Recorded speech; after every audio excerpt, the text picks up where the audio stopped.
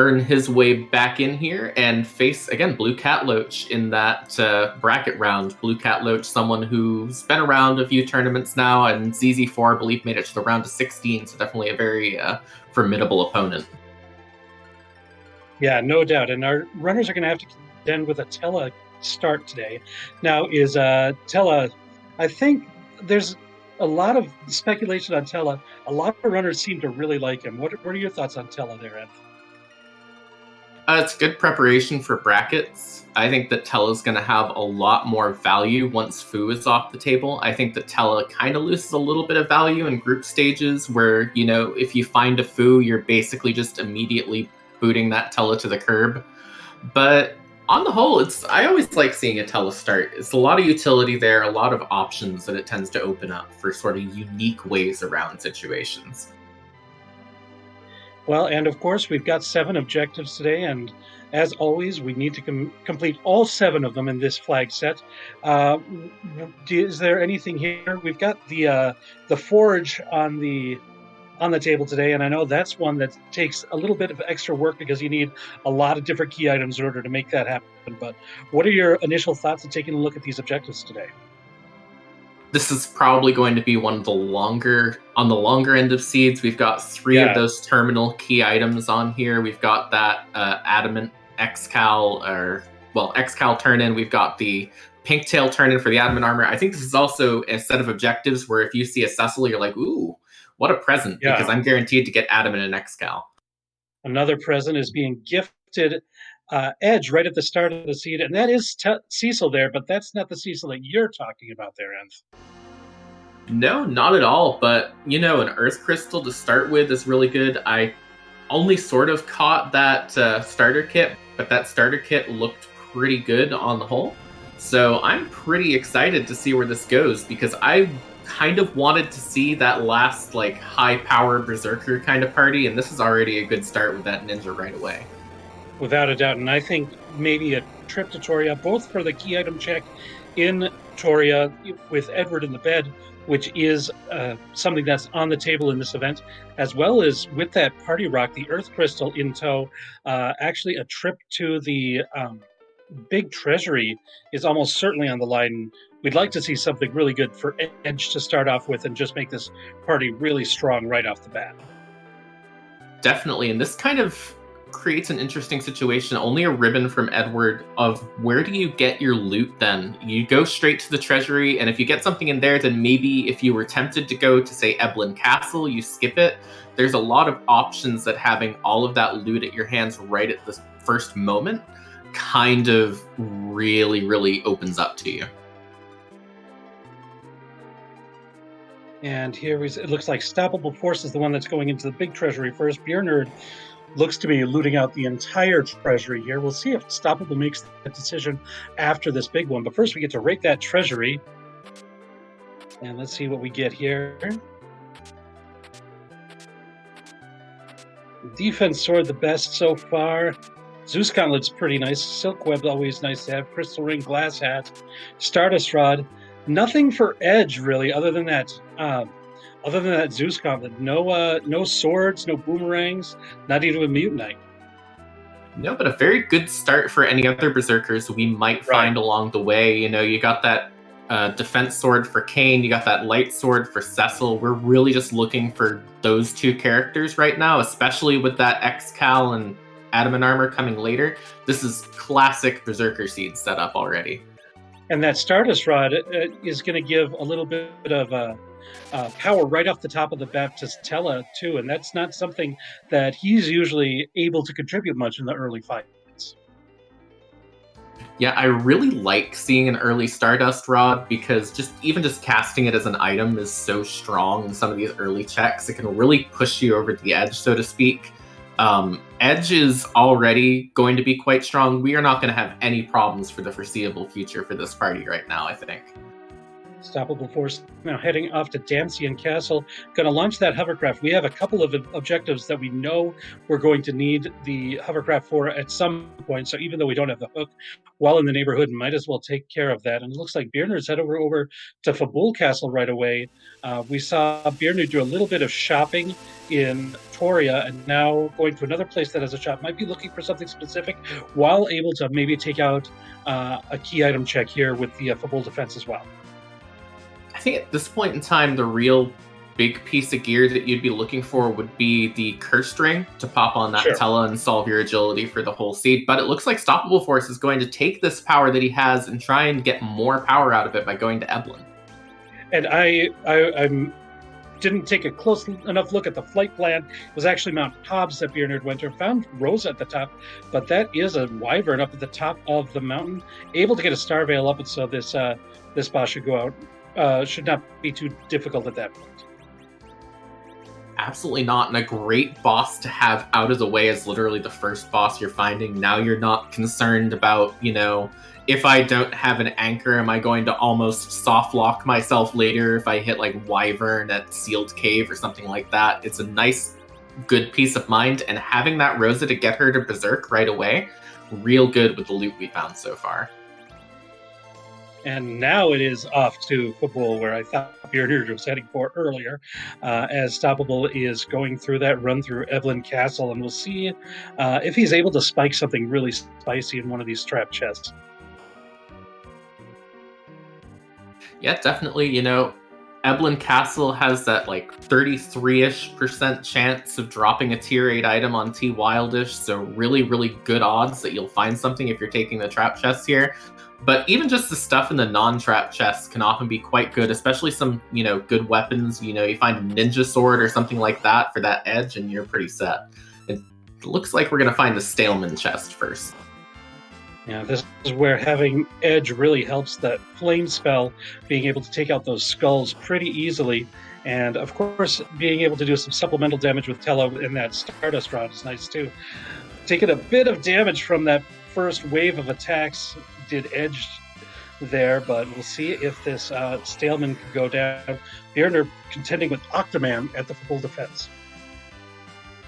That's another good, nice, easy boss, but probably one you want to see later in one of the more difficult spots if you're going to see him. But shouldn't be too much of a problem right now. It will be a nice, immediate chunk of XP, another key item check to deal with, and it looks like Stoppable Force is forced to take a reset on that Staleman chest.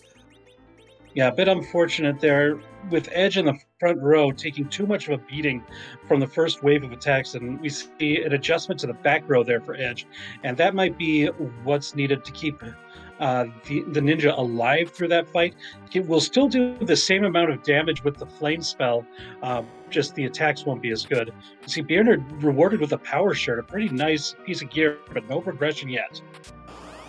Yeah, he's already kind of, so far, found better loot from doing a check than Stoppable Force has from Eblin. And when you're doing this Eblin play, you need it to pay off with something later on down the line. But also note that moving that edge, I believe, has shifted the anchoring on Stoppable Force's side to make Tella the agility anchor instead of edge, which might help as well. beernerd now flying over to another key item location, the Antlion Cave. And looks like to be bypassing most of the checks in here. The difference is, like, you have a higher percentage of better loot in a place like Eblin Castle, which has no key item check and is available right at the start, rather than Antlion Cave. Yeah, definitely. And I think at this point, Stoppable really needs this Eblin play to pay off. It's one of those things where a lot of what I see in these group flags, especially, although, this is our last chance to see the group flags in this tournament, is that if you find something really good, like that Masa there in this Eblin Cave, Eblin Castle, it really pays dividends later and will allow Stoppable to catch up the time that he's losing right now. Yeah, that is a nice little pickup for this party. That's a big attack boost for Edge right there. So that's the sort of thing that he's looking for. It's not the highest tier, but it's still something that's very significant for the party right now. Definitely. Did beernerd just get a zonk out of that? Unfortunate directly in Antlion, or did he wipe to that boss fight? I believe it was a defense sword, which is something that beernerd already has, so just didn't want to take any more time, and so took the reset there instead. Ice brand, according to our tracker, Blaze Wolf. Oh. And thank you to Blaze for tracking today, as well as a thank you to Alchemy also on the restream today. I want to make sure that gets mentioned now. We've got a little bit of a moment while Stoppable is about to see what we get out of this next trap chest.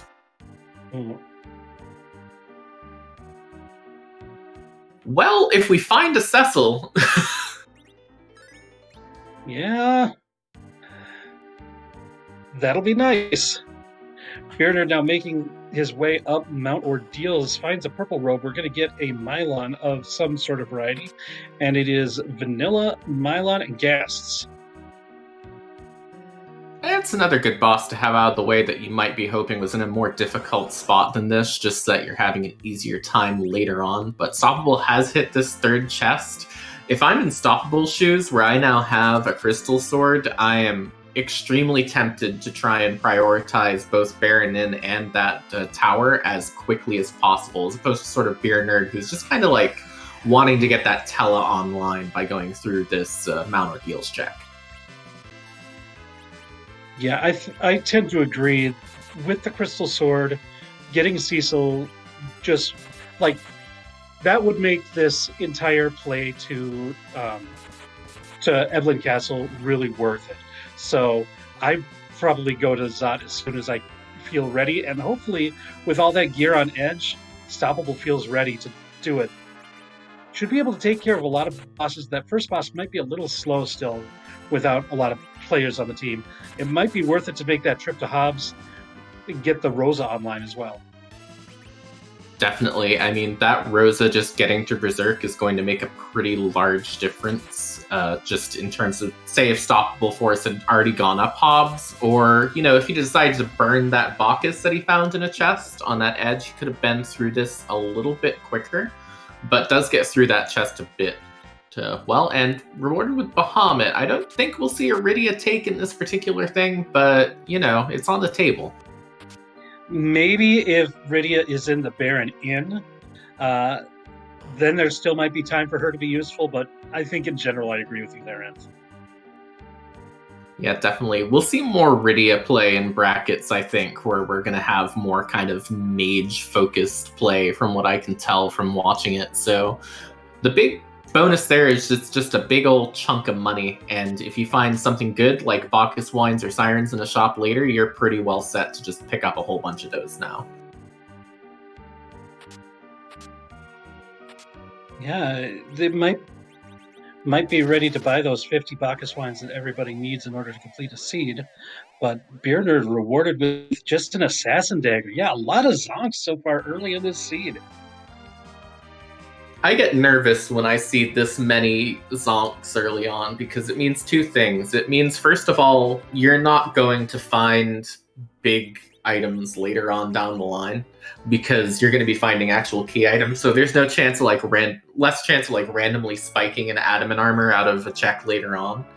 But also, we now know that we only have two possible paths for progression, either that Baron Inn or that Tower of Zot. And that kind of increases the chance of a hook seed as well, which shouldn't be a problem with this party, but it's always a little bit more annoying than just a Magna Key seed. I'm a big fan of hook seeds just in general. Looks like the character in Baron Inn is going to be a Porum, so 2 white mages already available in the party. Well, 2.5 maybe if you consider Tella as well. So that is also a French vanilla karate man here in the first fight. I think Stoppable Force is going to be a lot happier to see this Porum here than beernerd, because he doesn't already have that Rosa. Finding Dr. Dialogue in the second spot's pretty good too, but he's going to feel bad once he goes to Mount Hobbs and sees that there was a Rosa there as well, and this Porum's kind of not much of a prize. This might be a seed where Stoppable wants to fade Mount Hobbs just in general. Because of the presence of the Earth Crystal, the Crystal Sword, and now having access to a white mage already, maybe he just doesn't feel like he needs to take the time to go there as well. We'll see if that's in the cards, but I think that would end up actually being probably pretty good. Oh, but there's the magma keys, so the fears of a hook route are alleviated. The fears of a hook route are alleviated, and that's something that might push Stoppable further away from getting that Rosa as well. I don't really True. think that there's as huge of a difference between Porum and Rosa in this particular setup, where you're really just wanting them for Berserk and then probably not really having too much of a threat on the later fights anyways. But it is something worth noting. Especially if Cecil ends up being in the Tower of Zot. But no, Mount Hobb's still on the docket for Stoppable, so the Rosa, if Stoppable wants it, will be in his party. Yeah, and this makes sense. You find a Kane up here. You have, at this point in time, each runner has found 2 separate defense swords as well at this point. That's another Berserker you can get online. Is looking like going to reset and not bother taking that Rosa here, so not going to end up dealing with that Wyvern fight. And yeah, says I don't need the Rosa, and I can't blame him for that. I think that goes to your point, Anth, about there not being as much of a difference between Rosa and Porum in this particular flag set. Really, the main thing that the White Mage is using is here for is to be able to cast that Berserk spell. And when you've already got Porum, plus you've already got Tella, who once you complete Mount Ordeals can do that as well. You've got that. Ooh, and a cheeky little Silk Web found in the Chocobo Forest there for Stoppable Force. Definitely. One thing worth noting that chat's pointing out right now, too, is that Stoppable will not know that that Wyvern is off the table because he did not wait out to get to the point where he can check that Sparkle. So he's going to have that Wyvern sort of weighing on the back of his Mind All Seed, whereas Beernerd is going to know that he doesn't have to deal with it. So if that sort of leads to a bit more tentativeness later, that could be a little bit of a difference that we don't really immediately see. That's a good point, too. And it looks like Beernerd's going to be the first one to drop the Magma Key into the well at Agar and have access to the Underworld. Yeah, I think you really want to know who is at the Feymarch. At this point in time, you want to know the key items, and like that, you might as well check those freebies, see if you can maybe spike a Twin Heart. If you're tempted to do that, then doing that right before doing Tower of Zot would be nice. But on the whole, I really like this play before going to Tower, just because it can open up so many more possibilities for routing. Yeah, and it also opens up like some shop possibilities. Like if you see Sirens for sale in a shop, you can maybe get one egg off, get a big spike in levels before doing something with bosses that have a pretty high HP total in the tower. Definitely. And a thing that was mentioned in chat by Blaze is that it's possible that Stoppable feels a bit behind after spending all of that time in the Eblan Castle check. And I think that's also worth looking at too, and maybe deciding, you know what, I really don't want to sink any extra time in anywhere that I don't need to.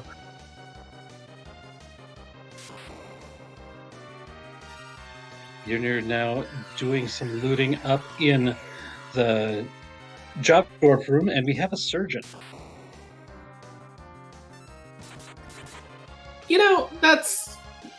I'm glad that he's taken a day off. Shout outs to all the medical professionals out there, and hoping you all are getting a wonderful day off here and there again too. So, and if you're spending that day off just roaming around the treasury, that's fine. Exactly. Make sure you let people know that you're a surgeon if you do that. Exactly. I mean, I know that whenever I have a day off, I just walk around in a circle around a room with a bunch of treasure chests and yell about what my occupation is.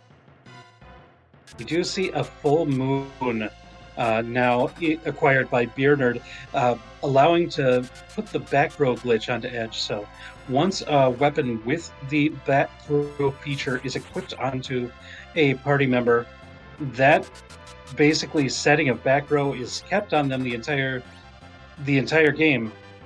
But that won't be the case in a week or so.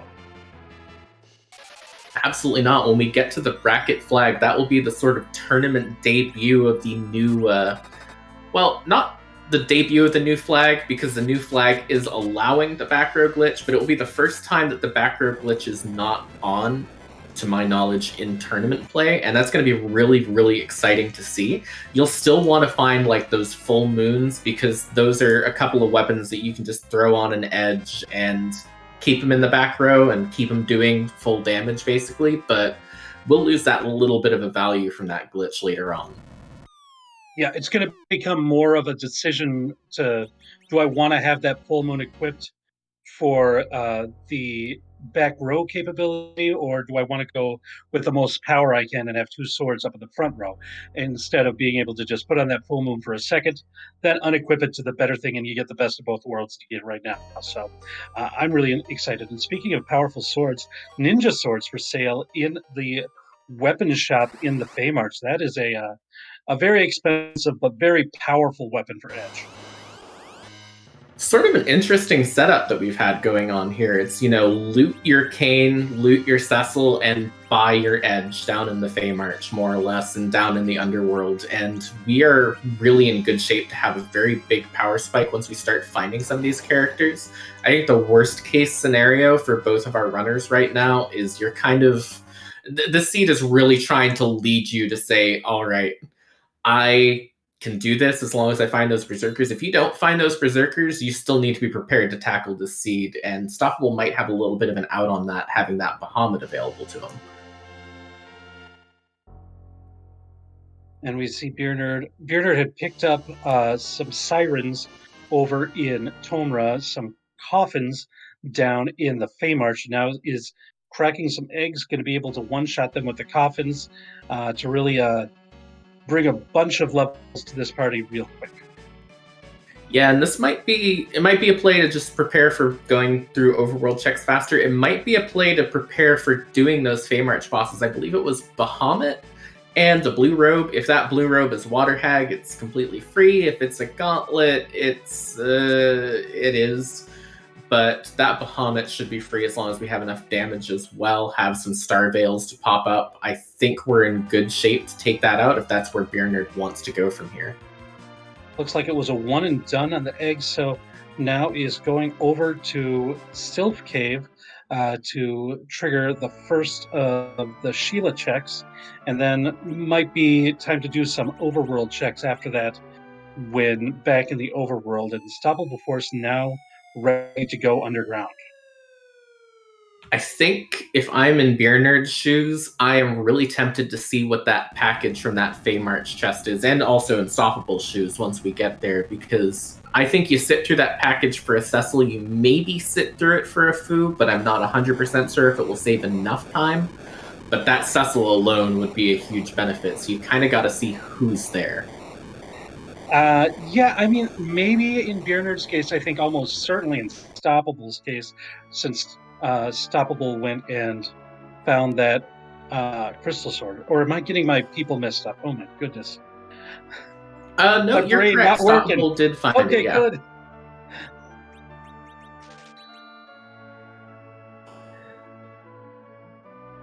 Yeah, you that is just the sit check through the for beernerd. It package was for the Kane. Yeah, even with a defense sword in hand, Kane just isn't worth the time. Sorry, Kane. It's one of those things where maybe if the package had been the absolute starting item and you knew you were going to find a defense sword, then you maybe consider it at like the 5-minute mark, but not when you're 21 minutes in already. Yeah, I don't know. I find it hard for us. Like, I think the Cecil and Fu are basically the only situations where I want to sit through it almost ever.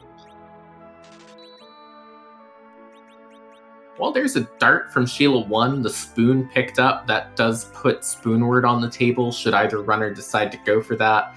Interested in where beernerd goes from here, I'm kind of assuming it will be Zot, and that's about the only option left to him on the overworld without going back underground. Yeah, I'm a little surprised that nobody has gone there yet, but yeah, it looks like that's the play for beernerd. Yeah, I'd really like to get those, especially with that egg having been taken earlier. Like, I don't think these bosses, for the most part, will be much of a threat for beernerd at this point.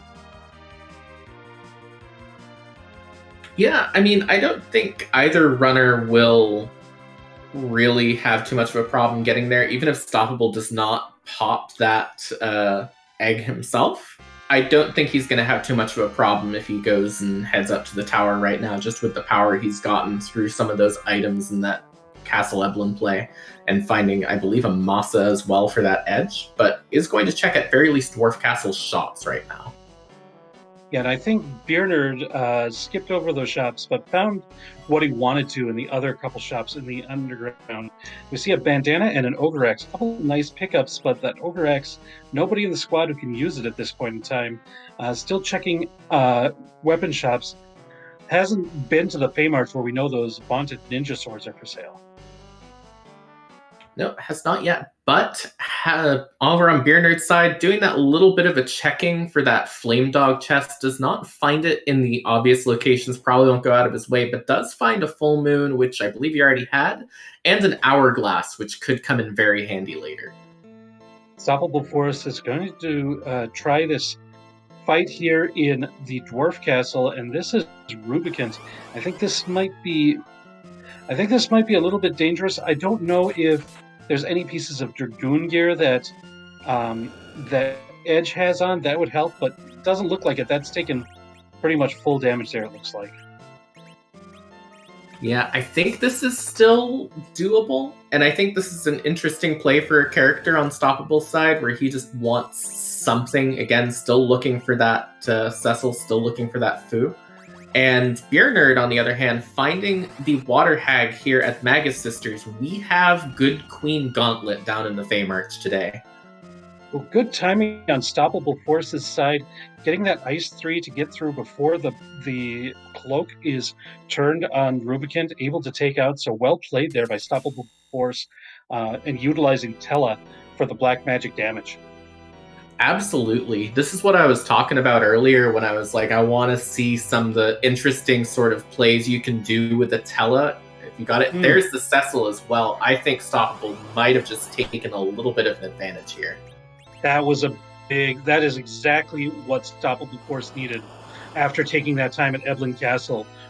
Finding this Cecil this early into the seed, I think is really going to help out. That's going to make up a lot of the time that was lost in Eblin Castle. Absolutely. I think the clock's a little bit ticking for beernerd at this point in time in terms of getting through these checks fast. He has a quite sizable advantage in actually getting through checks at this point. So it's by no means an instant well Stoppable just took a huge lead, but it is a thing where beernerd kind of either needs to find this Cecil and find like 2 pieces of forge or his own crystal sword quickly, or needs this seed to resolve itself pretty quickly. Well, beernerd gets Rydia and Edward, has access to the spoon and Edward, if that's the direction that beernerd wants to go. I don't think Rydia's in the cards here. Yeah, Rydia is ditched, and Porum is taken out for the Bard. So we are going to have a spoon wielding Edward available on beernerd's side. So it's not Crystal Sword Cecil, but it is a very strong glass cannon. As long as you can keep that Edward alive, yeah. Yeah. And we know that we're guaranteed an adamant armor in these particular objectives from that pink tail. So as long as you find that pink tail early, you shouldn't have too much of a problem. What is it? There is the legend sword from Dwarf Castle. Well, that means that beernerd will have that Cecil at one time, because you're not going to be able to fade the Dwarf Castle for the entire seed. That legend sword is required today. Yeah, I kind of think that beernerd is going to be heading there sooner rather than later, in all honesty. There's not a lot of great options available pending what this Earth Crystal gives at this point in time. On beernerd's side, all he really has left is Keyless Tower, Dwarf Castle, and the 2 Feymarch bosses, one of which he now knows is an alt gauntlet. I think that he's going to be incentivized to go to Dwarf Castle pretty quickly. Yeah, you may be right there. But I also think that beernerd is also probably strong enough or close to strong enough to take on those Feymarch bosses. So that might be something that might be in the cards a little bit earlier, especially because I think beernerd still has a Siren and a Coffin in hand to get some levels onto Edward to get him a bit stronger earlier as well. Definitely. I think the big question is less whether or not beernerd is strong enough and more whether or not he wants to sink just that raw time into getting through that alt gauntlet at this point. I've seen races throughout these play-ins that have had a lot of should I or should I not take the alt gauntlet questions being pretty big deciding factors, and I think that will probably weigh a bit heavily on beernerd's mind. That's a good point as well. It's one of those things, do you want to invest that time? Like, you don't know whether or not it's going to pay off, but we also know that beernerd is keenly aware of how many zonks there were early in the seed, and so might be a little bit more thinking like, there's a decent chance that both of those are going to be key items at the bottom of the favor march. I might want to take out both of them early. So it could go either way still. That is definitely going to be a decision that beernerd's going to have to weigh out.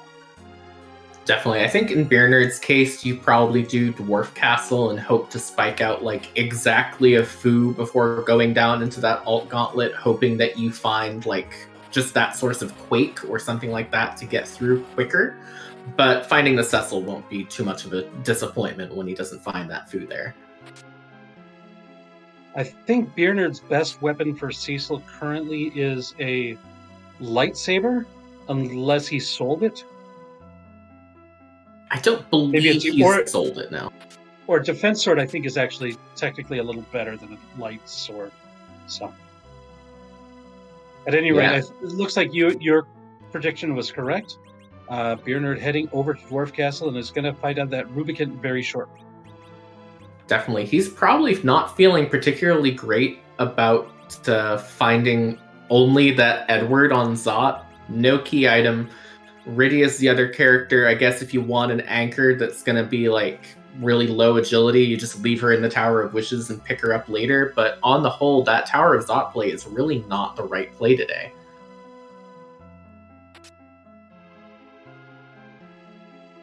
Yeah, we are still really looking for a lot of progression. That Legend Sword being one of the biggest things that we've gotten so far, as well as the Magnet's key to get underground, but there's a whole lot that we're still looking for at this point. I think what's really looming heavily in my mind right now, if I'm one of these runners, is we know from the booth here that there are only 3 possible options that lead to moon access. It's either one of those 2 Feymarch fights or it's Keyless Tower. And that means that moon is looking very, very tempting the second that you find that darkness crystal. The question to me is kind of shifting into how do I prepare for the inevitable moon dive I'm going to have to do in this seed, more so than how do I get through the next few things. It'll be interesting to see what our runners do around that. Another interesting part, like kind of a corollary to that, is that none of the objectives are lunar objectives, but it looks like most, if not all, of the moon will be cleared in this seed. Unless, like, items chain into each other here on the blue planet, that's what it's looking like to me. Yeah, I don't think that there's enough terminal key items left on the table to actually not have a required moon. And as Blaze is pointing out, we do have that Crystal Sword altar as one of the objectives today. So there is that there. But on the whole, I don't think it's possible for that moon to be not required, even if that objective was not there. Yeah, I apologize for missing that one. There's a lot of words on that and my screen is small, so... It happens. I think at this point in time, that kind of objective being there is solely academic because I want the key items from the moon. I don't want to say I don't care about that, but Stoppable finding that gauntlet, resetting out immediately. And looks like the Bard was dropped for the Paladin. I think that makes sense. The rest of the party members are doing really specific good work. And so getting rid of Edward seems to make the most sense in this situation. Definitely. I would tend to agree. I think even with that light sword, it's so hard to keep Edward alive if you don't already have that adamant armor that it almost becomes not worth it because you can't really use him for anything. One thing that I want to note really quickly is that Stoppable Force has reset out of that alt gauntlet, but is taking the Bahamut fight. beernerd is going to be a lot more incentivized to go down and clear both fights regardless. Whereas stoppable, if there is something really good behind that alt gauntlet, is probably going to last location at. I don't know. It might be that stoppable will try again after getting the experience from this spot as well, because that's a pretty decent chunk of experience right now. It's definitely a possibility, and it could also depend on what you get from here. If there's one thing the seed has taught me, it's that key items are just a story made up to scare school children and don't exist in this particular flag. So we could find something like an adamant armor behind this Bahamut at this point. I think at this point it's going to be... I don't know if, even with these Berserks, if it's going to be enough to take out Bahamut before the next Mega Nuke. Oh, okay. Well, there we are. It is. I wasn't watching from the beginning. They did a lot more damage than I thought they had. So that was very good. There is the Darkness Crystal. Now I think, it might be last location that alt gauntlet with the Darkness Crystal at hand. Definitely. I think Keyless Tower just sort of went off the table too, should beernerd decide to do that. So this might turn into one of those classic races of the moon dive versus clearing everything on the blue planet first if beernerd decides to just keep sweeping through this underground. And then again, Stoppable is healing up, so it looks like the alt gauntlet is back on the table. It makes sense. You don't want to leave things behind in this flag set. When you have a high completion rate, when you know that you're going to be diving very deep into the seed, you don't want to come back here. You want to clear this right now. And this is Stoppable saying, I want to clear this right now. And we'll see how that works out for him in the end. Shouldn't have any problem clearing it. And I wonder if this is going to help sort of sneak away not having to grind like beernerd is doing here with these sirens. All right. Well, this is, if I recall correctly, this is a bunch of conjurers in this place. It's a bunch of conjurers. There's Arachnes that can cast Quake, and we don't have Float, I think. Does Tella have Float? I believe Tella has Float. Maybe he doesn't. If he doesn't, this hurts. And also, if you don't know to use it ahead of time, this hurts too. If you don't know what wave those Arachnes are going to be on. And these conjurers have a surprising amount of health. Possum in chat pointing out it's about 3,000 each. That Cecil not one-shotting them yet. So this is potentially a long, long fight regardless. I think this is the Arachne one. This is might be the scariest fight of them all here. I think it depends on how hard this Arachne actually hits for, provided she gets a turn. Here comes the Quake, and that is going to hit for only about 200 across the party, so we're looking pretty good now.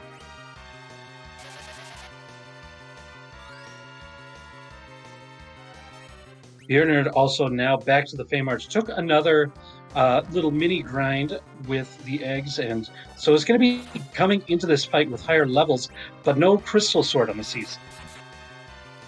I think on some levels I would rather have the higher levels at this point in time, just because that Cecil is not the only character that's making a huge difference in this alt gauntlet, because there's multiple targets you're kind of distributing hits out, and you kind of need that edge to be strong as well. There's the Float on Tella, though, to mitigate these Quakes here.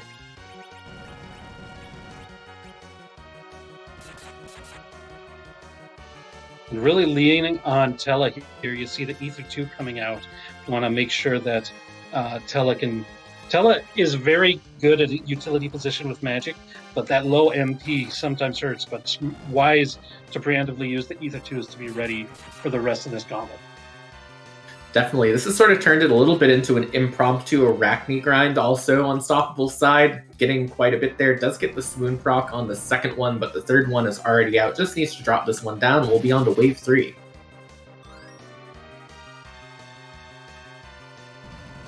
beernerd now taking out that Bahamut fight. Very similar situation to how Stoppable did it, using both Berserk and Wall spells in order to reflect that Mega Nuke back onto Bahamut, as well as doing as much damage with your melee fighters as possible. Yep, definitely shouldn't have too much of a problem beating the little sort of DPS check here. And Stoppable getting the free Silk Web from the Arachnes as well, so now has an extra one of those to play around with. Should we find a difficult moon boss that you want to slow down, say like a Evil Wall or Kenatsu or something like that, now we have the opportunity to do so. These huge Nagas here are definitely nowhere near as scary as the Arachnes. Well, I guess they're actually scarier now that the party's floating, but in general. Yeah, this shouldn't be too much of a problem from here on out. I believe the next wave is the Conjure into Clapper, and then wave 5 is just, I think, 2 Clappers. So we're in pretty good shape. Those Clappers can hurt, but I think we're pretty good right now. Yeah, Clapper kind of being the ace monster of this dungeon. And it's one of those things in vanilla you hate to see, yeah. Yeah. But honestly, in vanilla, you don't see them too often. They're pretty rare encounters in general. Definitely beernerd. Now having this Darkness Crystal in hand, gonna go back and save, and it looks like he's gonna be in the Alt Gauntlet as well, based off of this tent here.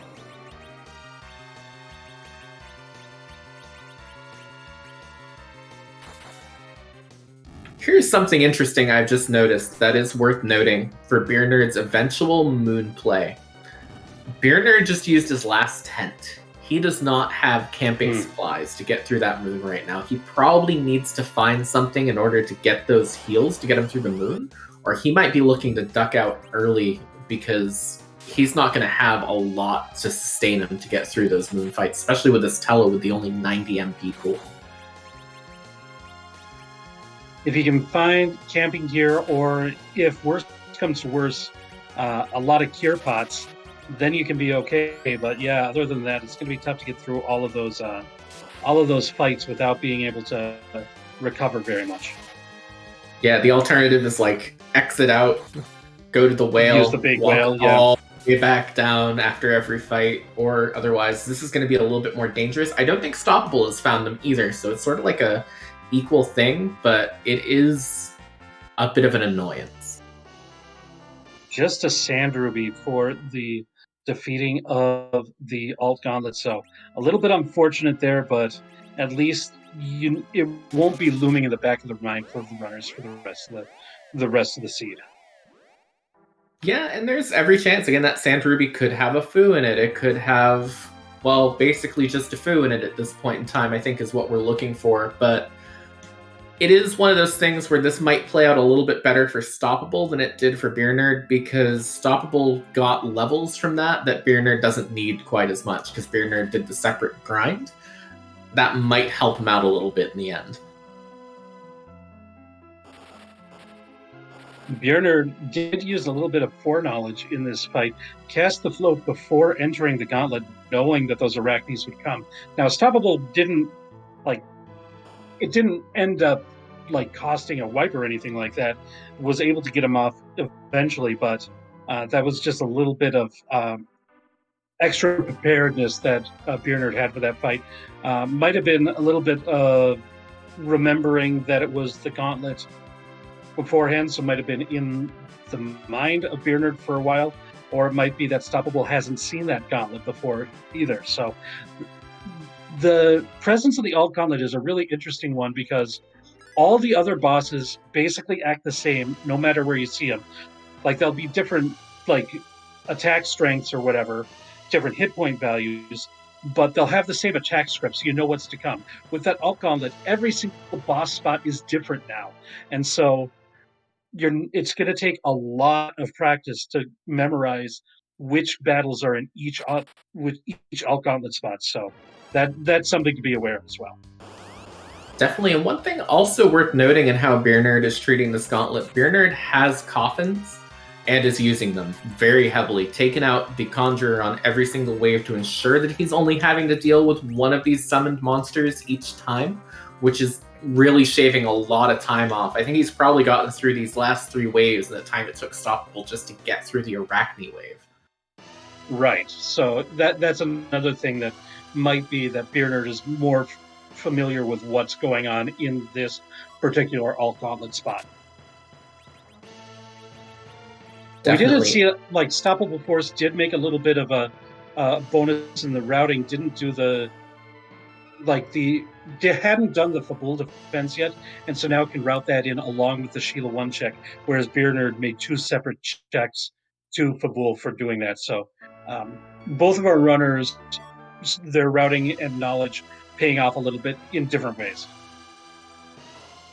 Definitely, I think there's still some other checks that Stoppable hasn't done. I don't think Stoppable has done Antlion yet. Might be tempted to do Antlion before heading up to the moon as well, which is going to give Beernerd more time to catch up.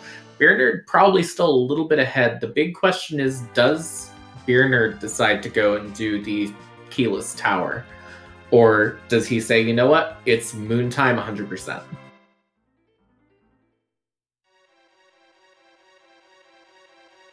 Well, he is not flying to the tower, that is for sure. Well, no harm, no foul. If both of our runners are ignoring that possibility, then it doesn't, in the end, matter. Sort of Schrodinger's check there. It only really matters and once it's been observed by one runner or the other. If it's not observed by either, it's kind of nothing yet. But Beernerd is going to be the first to go over and check this Kaipo bed character. Yeah, might also want to go here as a shop that he hasn't visited yet because of that lack of camping gear, possibly. Yeah, only finding Starvales. The only real big Starvale boss left at this point in time is Golbez, and that is just a Palom, I believe, and that is not a character you're taking out of that Sand Ruby check.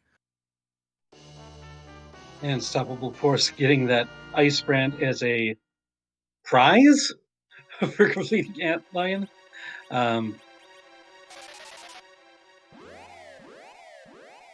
But it looks like Beernerd is going to be the first one to raise the big whale as he is now entering Mysidia. Definitely gonna get up there and see who the character is up there as well. One more chance again, despite that Fu, the only real character we're probably looking for at this point. And also going to be the first to peek that Hummingway shop at this point in time, which is going to be a real big possibility. Stoppable finding a cursed ring here in the Troya armor shop. Yeah, that is a very nice little peace of mind in order to find for the runners. Also, this trip to Toria might mean that Stoppable wants to check the Tower of Zot while in the neighborhood, and so we know that's not going to end up paying off, and so that could just be a chance for Beernerd to really exploit a lead here. Definitely. I mean, I think another big question is where is or what is at cave value too? Because I would be very tempted to go there early. Stoppable has found cabins here in the Troya pub. Beernerd, I believe, has not found camping supplies, and he's going to have to get through that lunar subterrane without the ability to heal in that same way that Stoppable has. And also, that cursed ring is a real huge pickup on Stoppable's side as well. Beernerd did find Cure 3s, and but some of those that might be because of the lack of camping, needs some sort of curative item to help get through it. And now you don't need to waste MP on like Cure 3s and Cure 4s, and you can save them for in battle stuff. That is not a very good shop there and in the Hummingway abode. I mean, you could always use an extra eagle eye or two. I mean, heal potions if you don't, if you got to cure poison, you can't use a tent. That's fine, I suppose, but not really a lot there. Stockwell going to make his way up Tower of Zot now and find the sad news that there is probably nothing of use for him up here. Heal potion better than the 20 MP that it costs to actually cast heal. So it's always the way it is with like the status effect healing spells in Final Fantasy games. They're either ridiculously expensive or they are so cheap that status effects don't matter, and this is one of those ridiculously expensive ones. Beernerd finding up here on the altar just a yawn. Got the wrong semi-bald character today.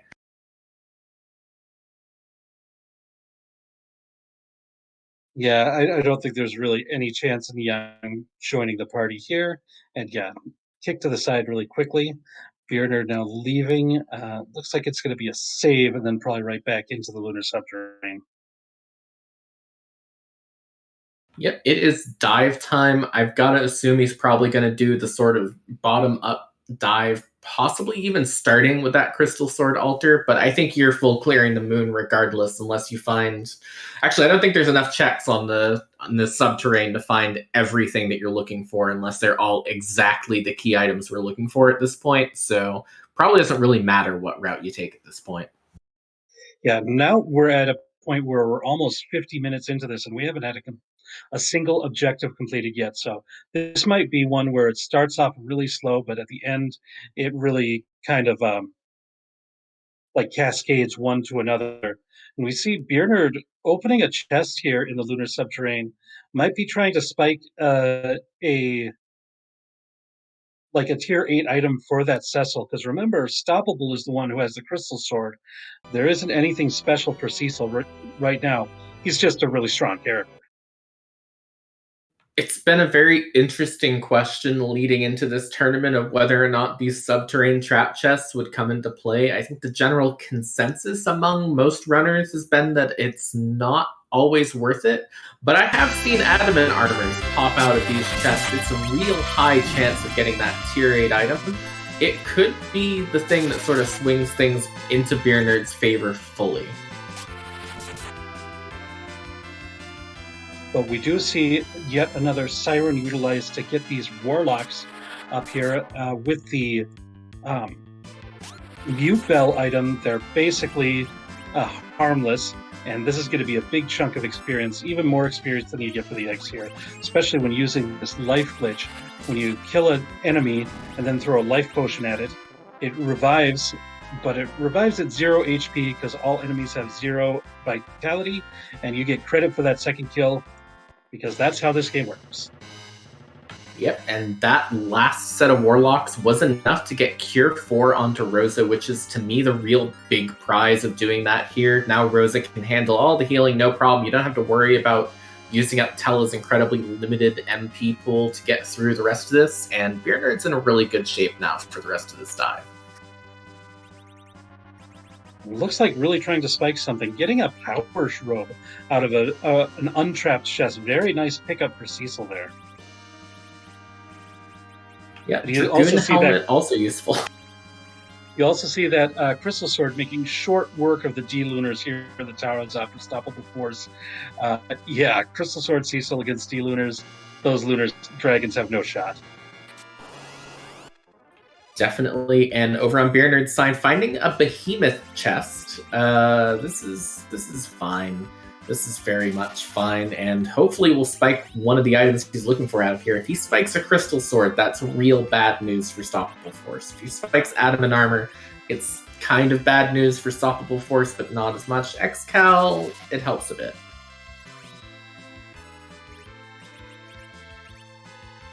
So now I believe, other than Keyless Tower, Stoppable Force has done all the checks that beernerd has.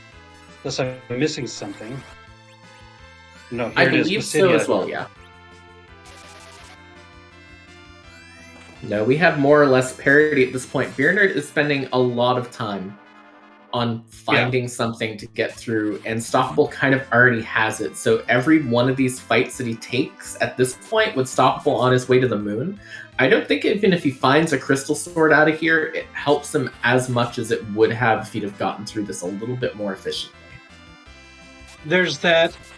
The other side of it is, I think beernerd will have the level advantage, without a doubt, but depending on what bosses are up here, because we haven't seen any of the bosses be checked yet, that if they're able to be done at a lower level, then Stoppable Force will have the bigger advantage there. Just Artemis arrows for that behemoth being defeated, that is not what beernerd was hoping to get there. It is a nice arrow for Rosa, but yeah, there's so much better things that could have been found there. Definitely. I kind of feel like if you're going to check these subterranean trap chests, you should probably be doing it instead of doing a level grind separately, as opposed to doing both. But we will see here. Here's another behemoth. Yeah, it's interesting. Like, yeah, I might have waited into. I don't know. but those warlocks are going to make it so that these behemoths get taken down faster. I don't know. I kind of agree with you, but I can kind of see beernerd's logic as well. So I think it's tough either way. Oh, we are getting a character swap. Edge being ditched for Edward.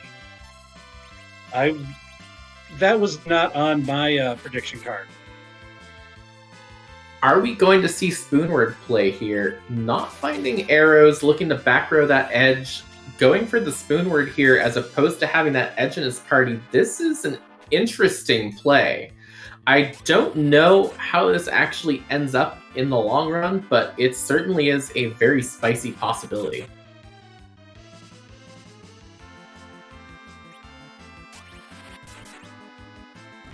This is. I don't know. I thought that edge was pretty strong, especially with the Mesamune in Stoppable Force's inventory. So we'll see. Like, there's no doubt that Spoonward is very strong, but I don't know if it's strong enough to make up for this right now. We'll see. Definitely not. And in the time that Stoppable Force has spent sort of shifting this party around as well, beernerd did spike an Excal out of that last behemoth chest, still looting at this point in time. So maybe he's still looking for an adamant armor out of it. But that will mitigate that crystal sword advantage heavily. Not quite all the way, but quite a bit here. And now beernerd is sort of back in the driver's seat here. Yeah, I think that logic tracks. And yeah, that's just a little bit more time for Stoppable. And now Stoppable's going to need to do something to get some levels on this Edward, too. So that's some more time that I think it's going to take for Stoppable to get back on track. Meanwhile, this is the Crystal Sword altar. This is the objective altar here, and the elements being found at this spot. Yeah, Cecil with the Excal should be pretty strong here for at least this first phase, which might be the only phase. This is a pretty good spot to find elements too. To me, the most difficult part of the elements fight is usually if you hit a high magic location with that ruby phase, he can just completely destroy you. This spot does not have very high magic because it's kind of designed in the vanilla game to allow you to live through Mega Nuke off that Wyvern with enough HP. So its spell power is kind of low to compensate, so this is not going to hurt as hard as it would in some other locations. Yeah, we see that Fire 2 not doing a whole lot. The Glare is the strong attack. Looks like Stoppable wants to do the Lunar Path for the Hairdryer's chest to get those initial levels on Edward, so yeah, we'll see if this pays off. It'll definitely pay off in the XP alone. Right. I think that if you're taking the Lunar Path I think has one of the lowest possibilities of having a tier 8 item in it on T Wildish.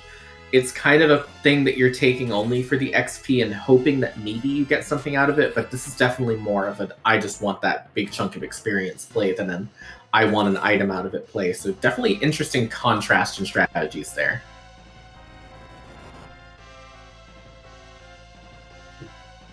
beernerd past the ruby portion now into Valvolus, and she goes down quite quickly, and that fight is done. That is going to be objective number 6 completed for beernerd.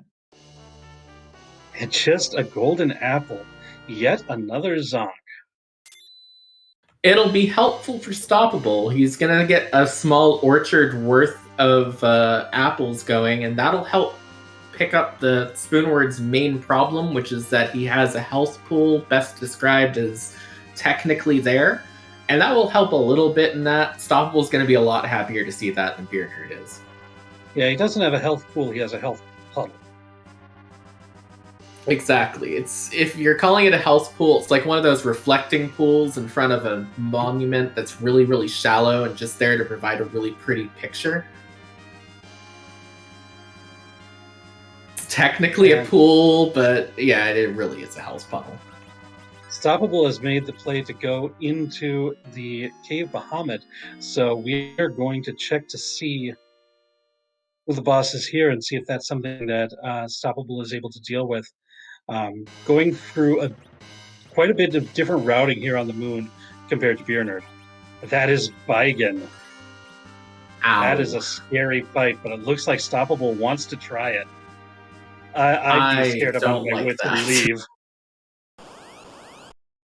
I was kind of wondering if it was possible that if Stoppable had some sirens, he was planning on doing a couple of King down here, because I know we found Hourglass twos and chests, but he is going to take this Baigan fight. Beernerd finding the much easier Valvalis fight here, I believe, at the Ribbon Room, but this is going to be a really, really tight fight on Stoppable Force's side. This is one of the worst places to find Baigan.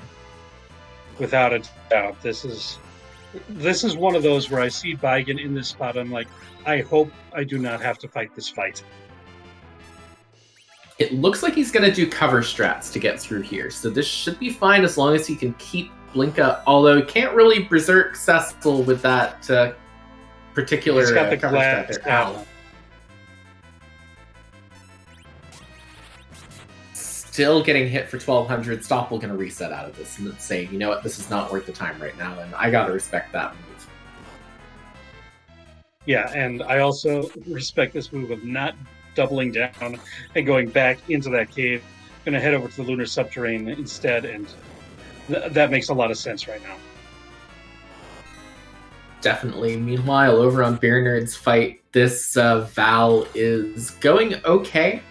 Val is Val. We're doing damage to her. We just need to do enough damage before that. You got a total of 12 HP across your entire party, and you're kind of just hoping for the best right now.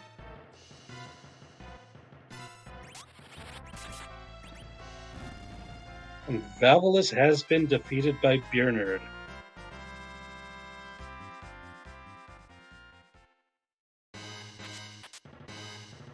A Moonveil and a Dragon Whip. Where are the key items?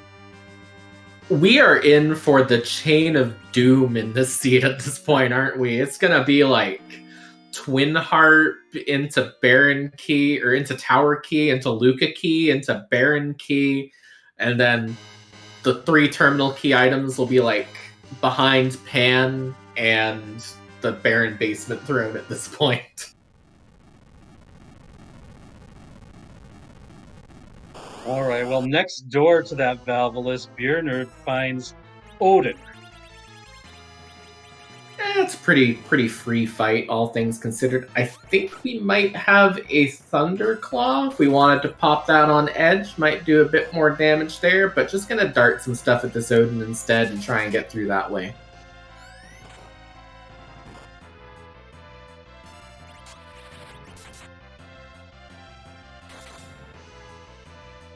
As well as, of course, Excalibur Cecil, which is pretty strong, too.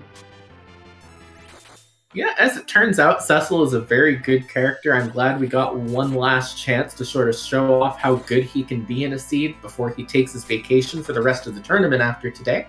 So, well-deserved vacation as well. Oh yeah, no, him and Fu have been doing so much heavy lifting. I believe they just are both taking different vacations. I think Cecil's planning on taking a road trip across the country, and I believe Fu is planning on going to a beach somewhere, so real good time for both. Another Zonk, a Protect Ring. Okay, so this entire seed is locked behind one of 4 things at this point. It's locked behind the Mira Altar, the Masa Altar, Baigan at Cave Value, or Keyless Tower that we left behind on the blue planet and no one checked. All of those are not great options at this point. It's kind of amazing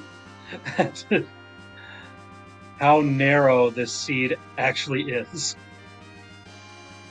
I mean, we predicted at the start of this, just off of the number of key items required alone, that this was going to be a long race. I did not realize at the start of this that it was going to be a long race, because also all of those key items are falling under the just umbrella of good luck finding these, as opposed to these are distributed places. So we'll see here what's at this Masamune Altar. There's a Golbez. That's not a good prize either.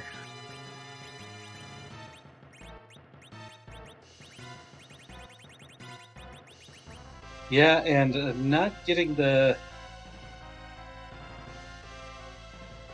able to prep for it means you have to wait through everything, the killing of 2 characters.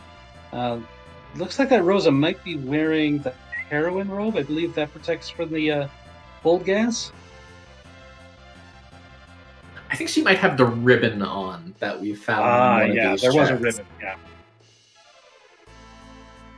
It's so hard keeping track of all the non-key items that we found out of the various checks at this time. We're going to need to put another box on the stream overlay at this point with just things we've found from Antlion Cave. We found the ice brand for Antlion Cave. And beernerd reset out of it, so that's one thing that he does not have. Well, that's going to be a problem should we run across, like, K-Natso at some point in time and just want to see how much an ice brand will do, not thinking that it will be good, but, or something. It was at Bedward, thank you. I was trying to remember where that ribbon was. All right, now both characters that are up have walls on them, so the rest of this Galvez fight should go pretty easily for beernerd. This spot in particular has a very high magic attack, so all this reflected spells are doing a lot of damage to Galvez himself. This is one of those fights that's not particularly difficult, but it is terrifying getting fully set up for it, and if you just get the wrong sequence of events right at the start, you lose immediately. But no lose here. Beernerd has defeated Galvez, and let's see, are we getting yet another Zonk? No, it is the tower key. So that's not an objective. So there's the downside of that. But it is progress, and we've only got 2 spots left to clear out on the moon. We're happy to see that. Yeah, I think that's a good find. It also gives, like, if you need some direction, now there's 2 key item checks in the tower that are available for beernerd once the blue planet is back in play. So between the two, between that and the remaining lunar checks, that's given beernerd some direction.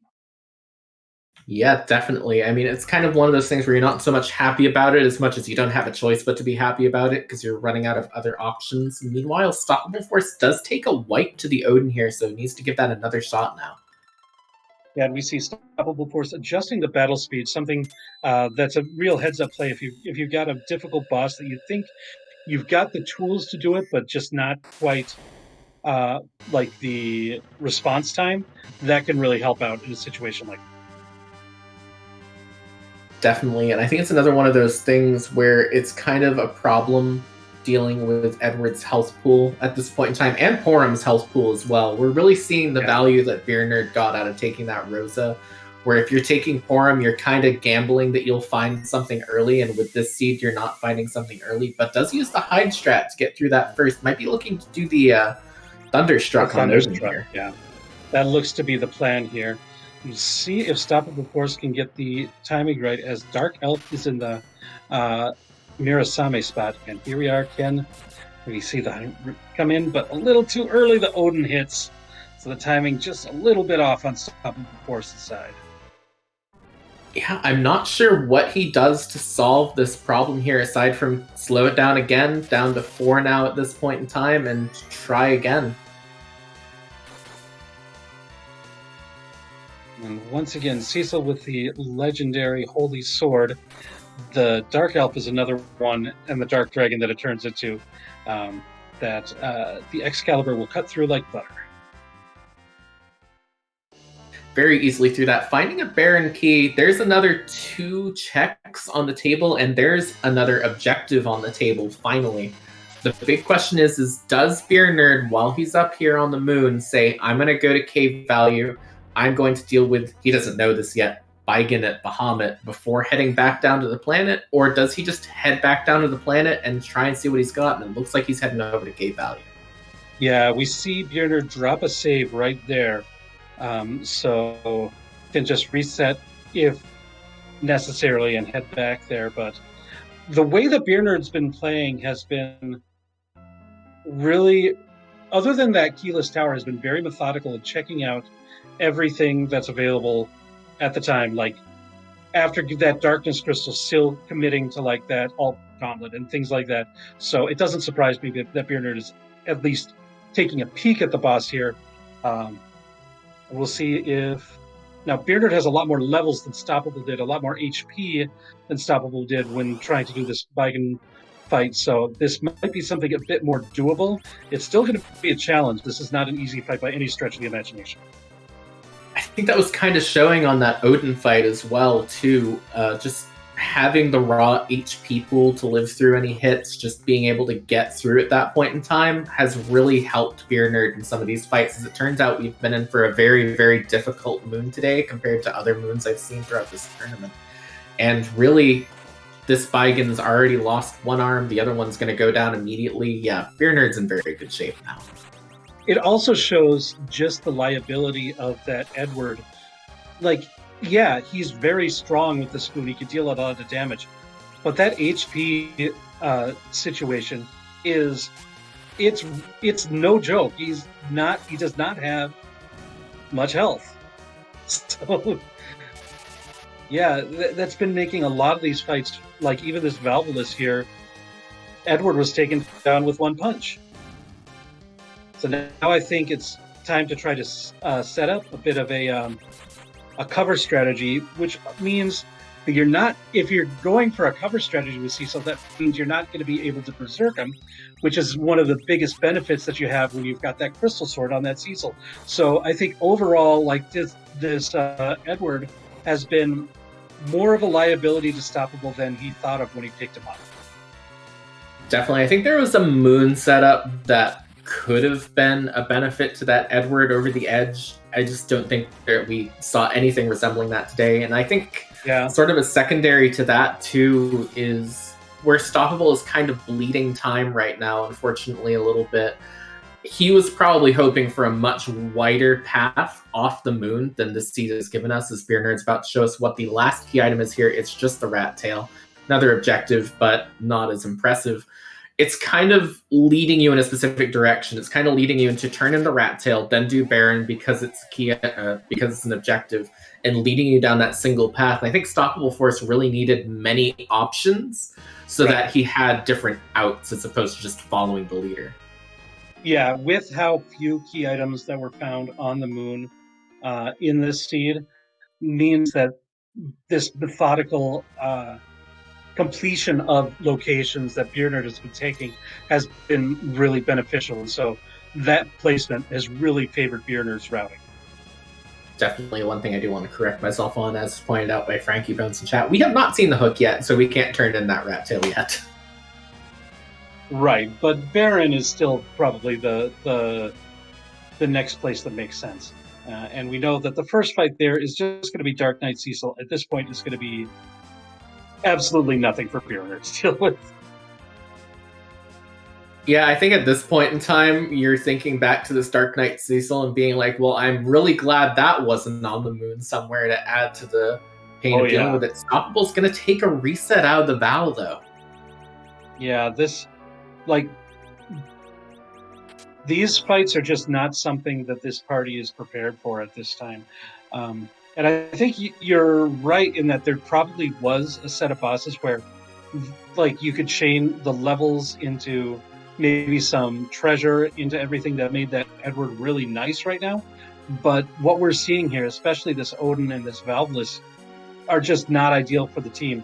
Now, if the Odin could, if the timing would have been better for the Odin fight, and you could get the Thunderstrike, now that's something that could have been helpful, but just not able to get the timing right has been really unfortunate for Stoppable as well.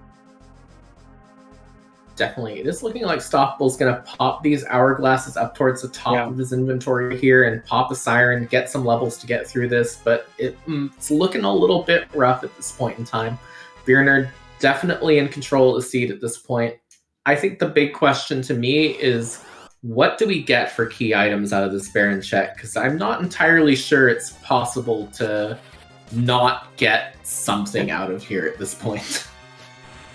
Yeah, we are running out of places where there are key items. So, and some of them that we have left are still changed, like that Buka key, like that Twin Harp, and like that Pan. So Yeah, we've got to get something. There's got to be a density of key items here at the end of this scene. Definitely. I think if I'm remembering right, there's only 2, possibly 3 zonks left in the pool because we have only those 3 terminal key items left of Pass, Adamant, and Pinktail. So there's like a 50-50 shot of getting something out of this at this point in time, more or less. It's probably a bit better than that, obviously, with the math behind K-Main, and honestly, that was just me throwing out a number more than actually thinking about it, but we're running out of possible options to not get progress. It's actually 52.8%. Yes, I would like one of the math people in chat to please let me know, because I'm genuinely curious. This is not sarcasm. This is me being like, I love little statistics like that. If anyone knows, definitely let me know. But beernerd easily through that CPU and being rewarded with a Zid.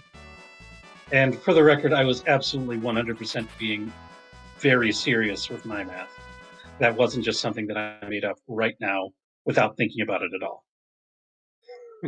This commentary thing is easy. You just make up numbers and everything. No.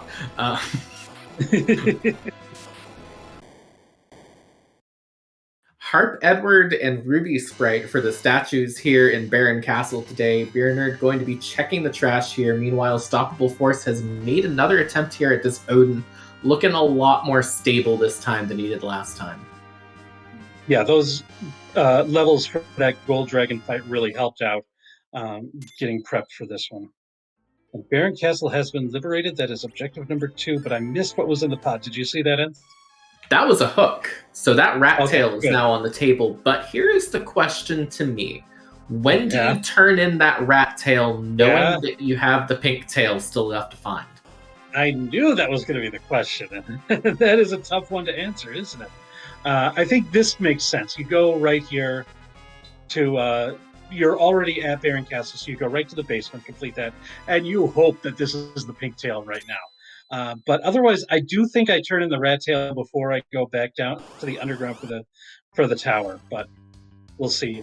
If this is Luca Key, I might go to Luca Key before I go to rat tail. So I don't know. And it might be a different decision that I make if I'm actually running the race too, rather than just yapping about it. Yeah, I think it might be one of those things where if you're feeling a bit behind, you might be tempted to try and take a gamble to lower your travel time to make up a little bit of that time. So Stoppable might be feeling a bit happier with that. Unfortunately, taking another wipe to the Odin at this point in time, but still on his way through it at this point. I believe in him at this point. That Odin has been the nemesis of Stoppable Force in this season. And I think it's like, even that was at Battle Speed 6. And I think it might just be Edward's relative agility versus Odin's. I don't know much about this particular spot, but I think like Stoppable's been trying to get Eddie to unhide and then use that thunder item right away, but it's been just that it hasn't had enough time in order to do that. And so I think overall, Odin is just too fast for Edward right now. Okay, so beernerd just gave us the real big question. Do you turn in that rat tail before the pan? Because I think I would be very tempted to go do the pan first, because that's 2 more chances at that pink tail now. I think that's a good call. I think do the pan and then hope that either the pan bonk or the return pan gives you the pink tail, and then you can do both, or the rat tail gives the pink tail. But yeah, I do the rat tail whenever I finish the pan sequence, I think is how I would route it. Now, whether or not you want to do the tower first is another question, because you're already underground, but flying right past us is beernerd, heading right to Sylph Cave. I think I'm very tempted to fade tower for a bit longer here, even though the travel time is right there, because I think if my calculations are correct, we've got a total of 3 turn-ins right now. Both of the other ones are an objective, and you can finish the seed off of those turn-ins as long as you find the pink tail, the Luca Key, and the Adamant Rock. So I would be very disincentivized from going down the tower at this point in time. No, I tend to agree with you, yeah. And here is the bonk.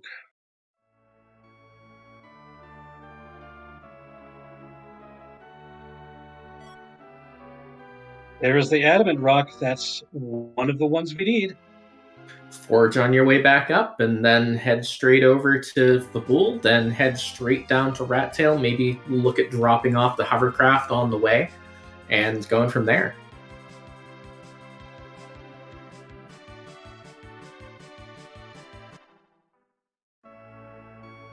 So at this point in time, beernerd is effectively 2 objectives away from completing this seed. He needs to find the pinktail. He needs to complete that sealed cave. Meanwhile, Stoppable in this Golbez fight, he shouldn't have too much of a problem with it. Has the walls up, should be okay. I want to give a quick moment to shout out, first of all, both of our runners for putting on a good show today, as well as our behind-the-scenes team on the restream today. Alchemy on the restream and Moonblaze Wolf on the tracking. Thank you very much to both of them for their hard work, especially in rolling such an interesting seed that has been one long chain hidden behind a small part of the moon. So thank you for hard work there. Beernerd now has completed objective number 4. To forge the adamant and legend sword together. Back to the overworld now, and flying over towards Babool, it looks like first. Definitely. And to quickly answer a question from chat, was there anything else on the moon? The only 2 key items on the moon were that tower key and baron key, unless I am at this point in time misremembering, because it feels like so long ago at this point in time, because so much has happened since then. The rat tail at Cave Bahamut, that was the other one. I was pretty sure. Let's see what Sheila 2 gives us, though. It's a Zonk. That is a grimoire.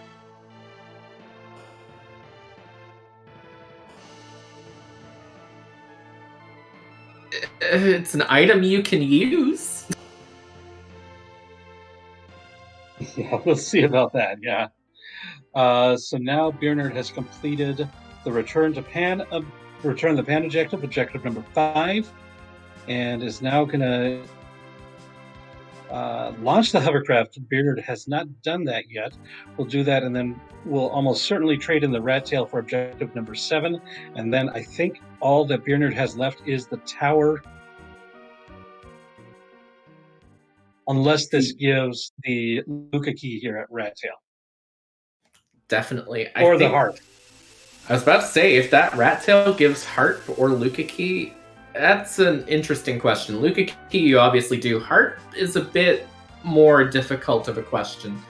I would be tempted to do the tower for the 2 chances at the pink tail and Luca key at that point in time, because I know I'm going to need 2 more key items if I spike a harp out of here. But there's also a place where you say, all right, the harp's closer. I might as well just head there and get it done quickly. Yeah, I might just want to, if you do so, might just want to drop a save where you're at right now before you fly over there. That's the pass. So that means I think the tower is in place, because I don't think there's anywhere else to go.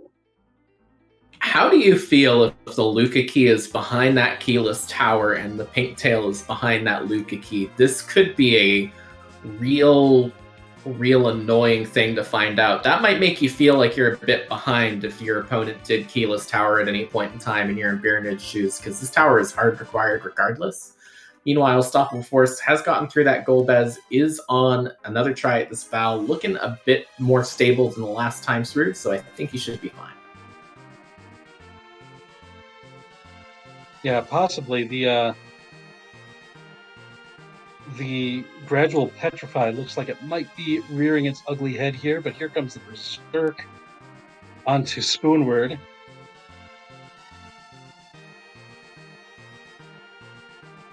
I think he's got it as long as he does not get the exact bad combination of things here. I think another petrify onto that Porum will petrify her for good. Tella going down, not great right now. This foul is also very, very fast. Yeah, speed is an issue, as well as, oh, there's a Bacchus on Cecil, which means giving up on covering. And Quorum has gone down. Now both characters are berserked. The question is, can they do enough damage to Valvolus? Because this is a very high HP spot before they succumb to the punches.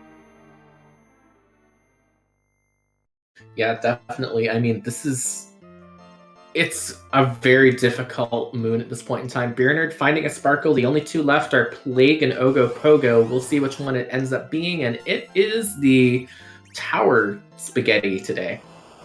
Ooh, I think Stoppable used a Moon Veil on Cecil, and that really helped. It reflected the weak and able to get down. So very smart to use what you have available to you to defeat a tough foe. And Valvolus has been defeated. Of course, we know that there was no key items there, but at least that spot will no longer haunt Stoppable Force for the rest of the season. Definitely. I think at this point in time, if I'm stoppable, I want something that gives me kind of a little bit of momentum back. Yeah. Because when you hit that wall, it doesn't feel good when you hit that wall. There's no way around it. And just getting through that one fight, that sort of thought of, you know what, I can get through these fights now, can really just be a huge sort of second wind as well at this point. There's that. The other thing is, there's the twin harp for Beernerd up at the top of tower. The other thing is, I think this Odin really is the white whale for Stoppable. It has been this seed. Definitely. I think at this point in time, if you've committed, there's sort of two different schools of thought. There's the school of thought of if you can't get through a boss fight, you kind of got to give up on it and go somewhere else. And then there's the thought of, I've already committed a lot of time to this. I need to make sure I'm getting this done, because if I don't get it done, I've committed all that time for nothing. I think that's probably going a little bit through here, as we find just demist here in the cannon room. That's done and over with. We'll see what the other key item is once Beernerd gets back to the bottom of the tower here. But he's got a 50-50 shot at it being Lukaki at this point. And Stoppable Force has slain Odin now, so we see the power of the Crystal Sword Cecil coming through, being able to just do a lot of damage before no longer feeling that you need to rely on the Thunder Strike out of beating that, and has worked out. Stoppable Force has defeated it. But still has that Dark Elf at the Mirasame altar, as well as that Baigen Lumen Large on the moon, whereas Beernerd is getting through pretty quickly here the last few checks that are available on Blue Planet. Yeah, at this point in time, Stoppable really needs probably multiple Z-wipes on Beernerd's side at this point in time in order to get back into this race. But that's not outside the realm of possibility for this party. It'll be a fairly secure one once we get that adamant armor off of the pink tail. But, you know, that is the hope here on Stoppable's side.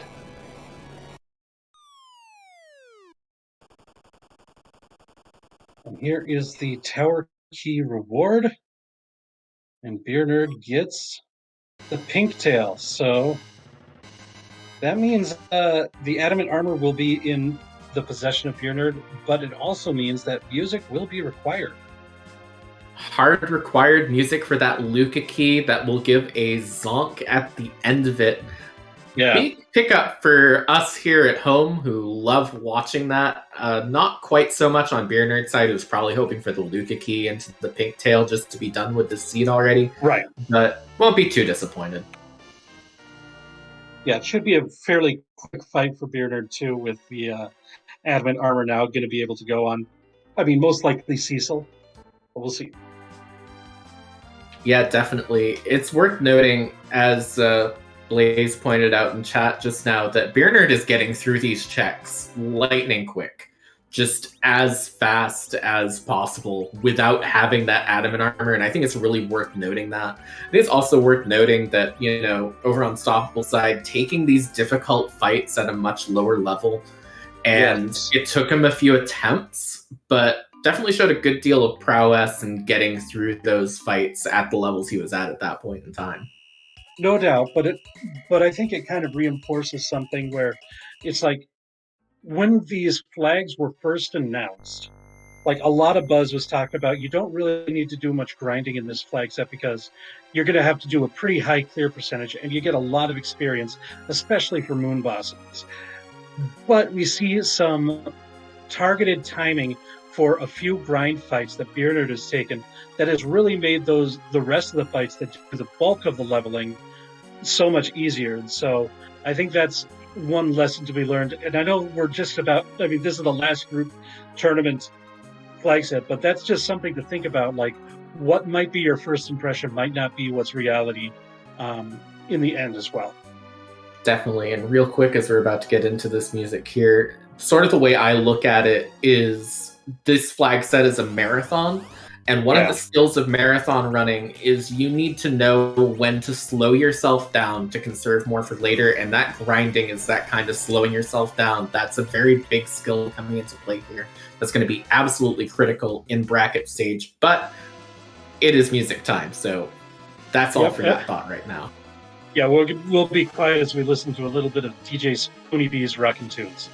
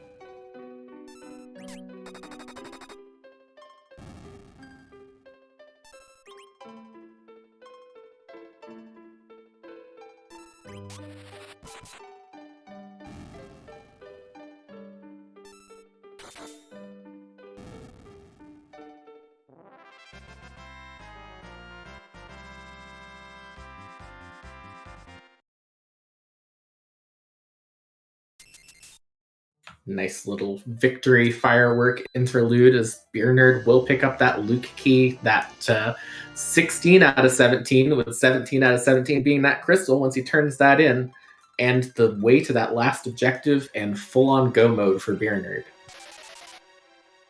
Yeah, beernerd not doing us a favor by getting through that Kaipo guard fight so fast that we don't have enough time to really enjoy the music. So, but yeah, this is like the full clear seed. Like this is 17 out of 17, 28 out of 28, and beernerd has done this in a very good time.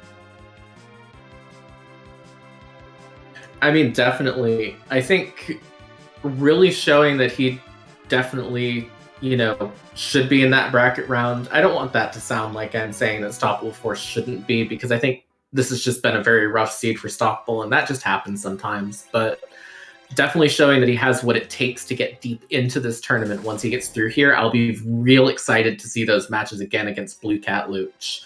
Assuming, of course, that nothing happens along the way that would give this back to Stoppable Force, which is still a possibility.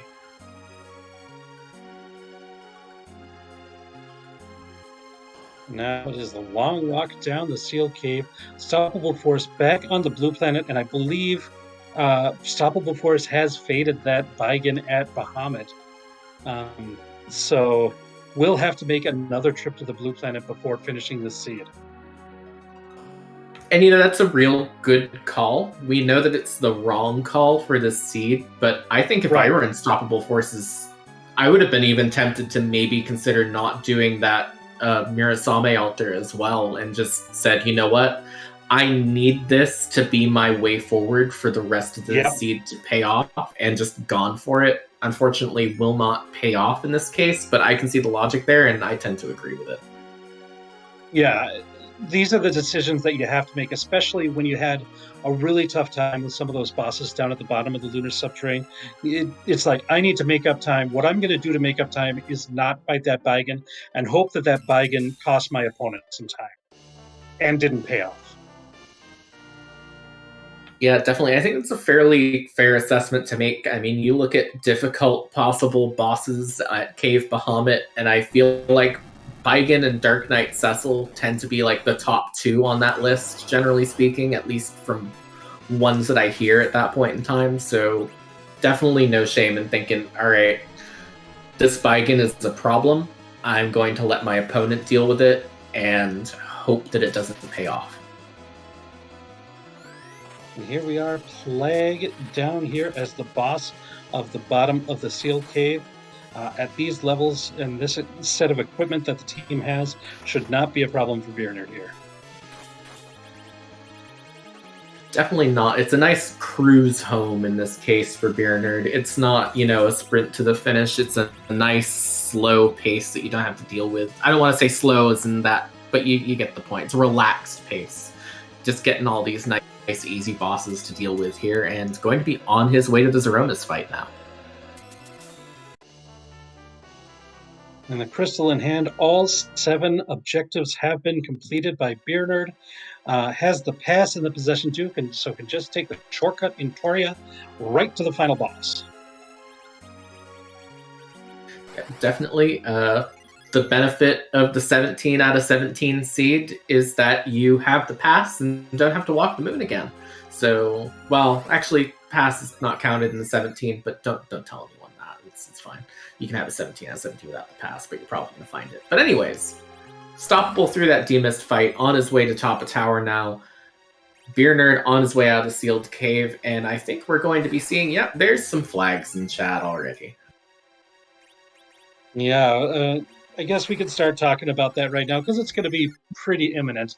Of course, the final boss, Zeromus, is not in the randomized boss pool. You will not find Zeromus anywhere other than the final boss. But since Zeromus kind of misses out on the regular boss randomization, might as well put in some sort of randomization for Zeromus anyways. So we change what he looks like.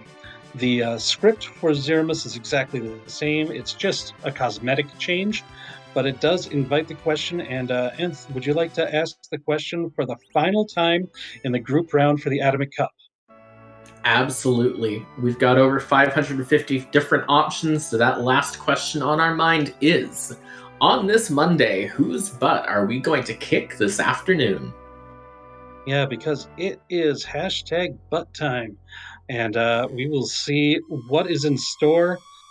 beernerd with that Excal Cecil, as well as somebody who can cast Berserk and Cure 4, is in great shape. Yeah, this is... I don't want to say it's sort of clinical at this point in time to get through on beernerd's side, but it shouldn't really pose too much of a difficulty.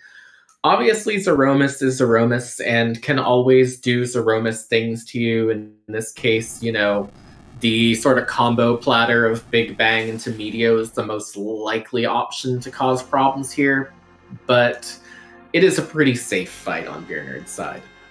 Yeah, other things that can happen would be like if you're throwing a Silk Web or something to slow down Zeromus and a counter hits Rosa, and then a Big Bang happens before you can heal her. Like, there's little things like that can happen, but at these HP levels for Rosa especially, I think it's mostly safe outside of some real unusual circumstances, as you mentioned. Definitely. Meanwhile, we're waiting for that crystal to go out. Very long time waiting for that Tella's turn here. But Stoppable on his way down the tower, going to pick up that pink tail. So going to get the news that harp is required at very least, and have an adamant armor to get to the rest of the seed. So that will help sort of mitigate the pain point of going back up to the moon, that he knows he'll have the adamant armor at least for dealing with that Baigen when he goes for it. Let's see if I recognize. Oh yeah, I do recognize this Zeromus sprite. I have played this game. I have played it a few times, definitely. This is my favorite break point in the Final Fantasy X speedrun is the laughing scene. Let me do my best. Ah ha ha ha ha ha! I am not going to do that, but 10 out of 10. Final Fantasy 10 out of 10. Exactly. I am unfortunately a little bit too stuck up to try that myself. I apologize.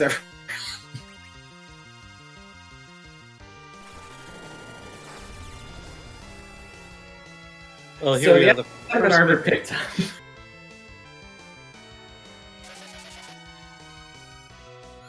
Oh, goodness.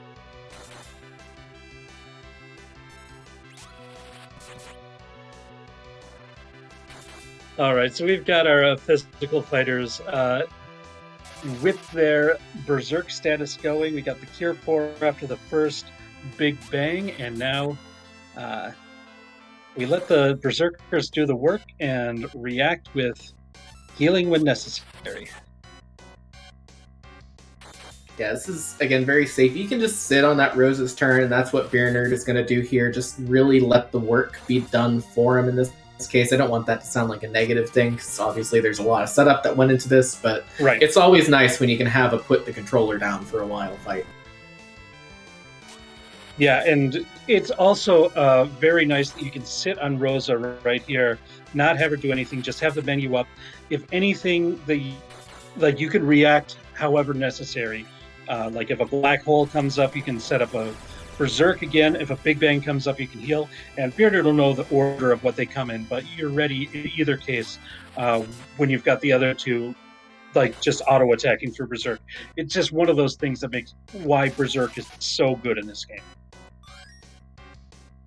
Definitely. It's also one of those things that's worth pointing out, the whole Cure 4 cast time thing. There are cast times for spells in this game. Every other Cure, I believe, has a cast time of 2. Cure 4 has a cast time of 0, so it's basically instant, although Berserkers can sort of skip the queue a little bit here and there and kind of mess with that a little, but having that instant cure is also one of the very important parts of Cure 4, and there is beernerd through the fights, no rocks at all. Done and through this very long and difficult seed. Yeah, time of 1:39:41, and beernerd will advance to the brackets and face Blue Cat Loach, as you had mentioned a couple times beforehand. So well played by beernerd to get through. There were some really tough fights in that lunar subterrane, and just like so many zonks earlier that kind of ensured a full completion of this, that just beernerd was able to navigate through all of it very well. This was a really well-run seed by beernerd from top to bottom. Yeah, definitely, and we'll see if he wants to come in for an interview and get talking to him. I believe with that, we are joined by beernerd. First of all, GG's on a very well-run race today, really showing how quickly you can go through a seed that basically wants you to 100% complete it. Hey, thank you very much. So, what was like the early part of the seed, especially the overworld of the at the beginning, yielded like almost nothing for key items. What were you thinking going through the first few checks that you were making? I always get pretty nervous when there's no key items popping up. You just kind of feel like you're wandering through the seed and guessing wrong the whole time. Especially when you do like the alt gauntlet at Azura and then you go to Stand Ruby. So just kind of nervous, but just kind of keep thinking of where the next check's going to be if you don't get a key item, and then move from there. I think one of the more interesting decisions that you made that I'd like to just pick your mind a little bit on was when you went to the moon for the first time. You did kind of a combo strategy. You did a siren for some warlocks to get a bunch of experience, but you were also searching for some trap chests. Was that mostly to try to get something for that Cecil, or was there like basically what was your plan when you were going into the lunar subterrane for the first time? Yeah, that was pretty much it. A defense sword Cecil's okay, but if you could get a holy sword like we got, or even an adamant armor, so Edge can carry the team a little bit better, it'd be great.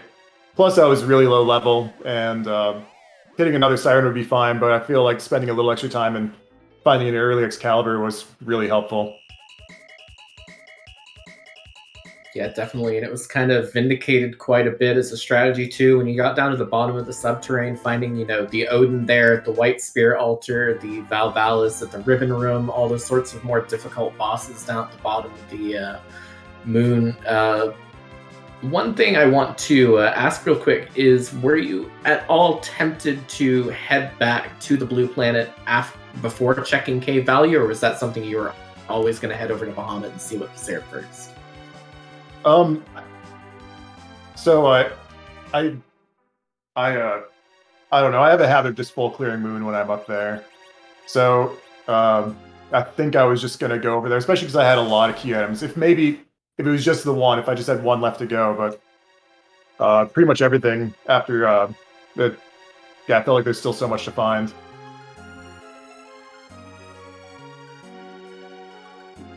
And so with this win, that means that you are going to be making it into the bracket phase of this tournament. I believe your first match will be against Blue Cat Loach. Have you done any thoughts or any practice for the brackets yet? And do you have any thoughts that you would like to share with us on that? I have. I've played a handful of bracket seeds. I really enjoy the flags. I like the challenge. I think it's well put together. I'm really excited to get a chance at the brackets.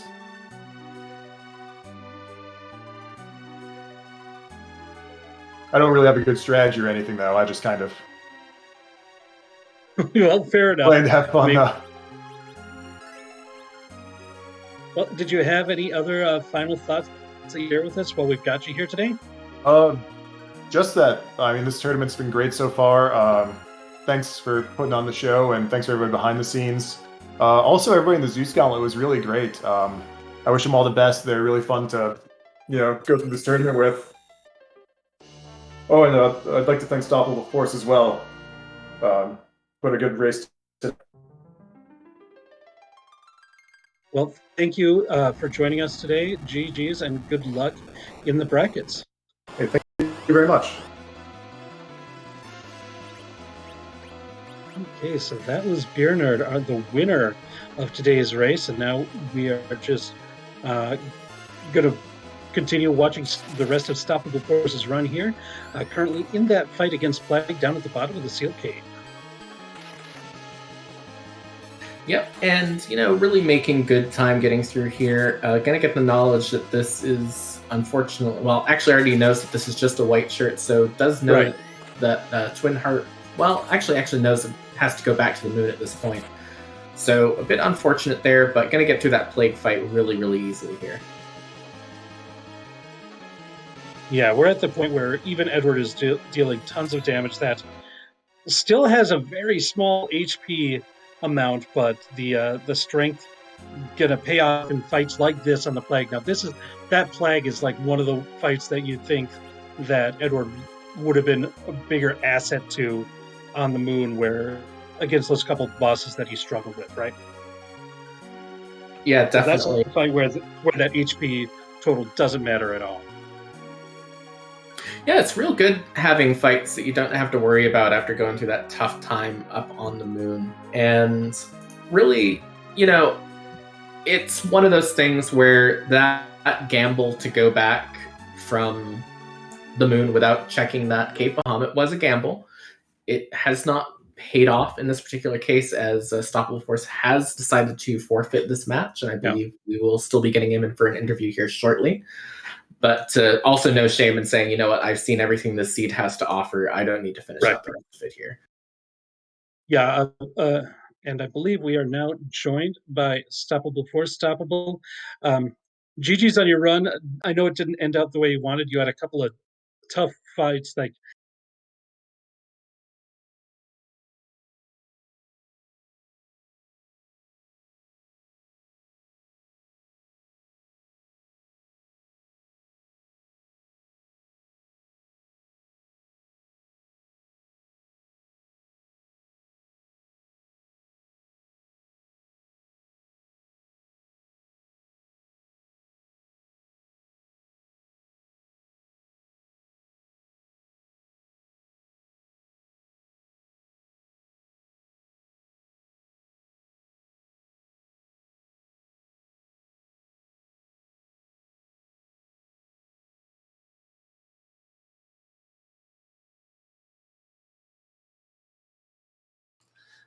Can you guys hear me? I can hear you. Okay. I was gonna say, and then I spiked a Stardust Rod early from somewhere, and I'm like, well, that's double AoE. If I put these boys in the back row, they can at least clear out some of these trap chests. That was pretty much it. I like to hit Evelyn early if I can. If not, I'll come back to it later. But it's nice to be able to get to it ASAP. Now, a question that I had that I know chat was asking as well, and I appreciated the play. You went back and you picked up that Edward and decided to run with Spoonward. What went into your mind in terms of picking him back up and deciding to run with him for the rest of the seed? Partly just because I really like Edward on these seeds, especially ones where I know I'm going to have a pigtail eventually, so I'm going to have an adamant, and I didn't want him to miss out on the XP on the moon, even if it wasn't doubled at the time. I know I could go and pop sirens later since we found them in Tomra, but I didn't want to. I figured I'd kill two birds with one stone there. And Edge was not really finding anything better for his offhand than an assassin dagger. I think that continued through most of the seed.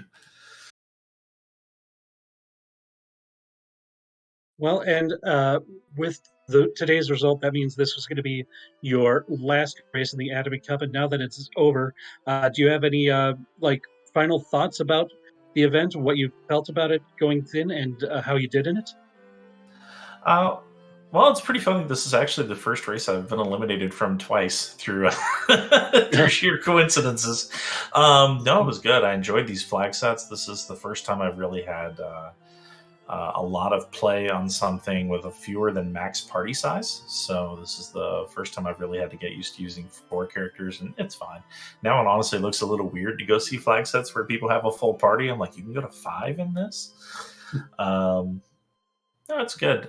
This was basically kind of a long de-rusting session after taking off from ZZ4, and I think maybe now I'll obviously spend some more time doing tracking and comms, and probably might hop back on the ladder for the duration of all this, and really just looking forward to seeing how the brackets shake out. Well, you and me there both. Did you have any other final thoughts that you wanted to share with us before or while we have you here? No, just wanted to say thanks to everybody here for the behind the scenes work and for the commentary. I'm sure it was great. I'll go back and listen to it later. And a GG again to beernerd for making it into brackets. Well, thank you for joining us too, and GG's. All right, y'all have a good afternoon.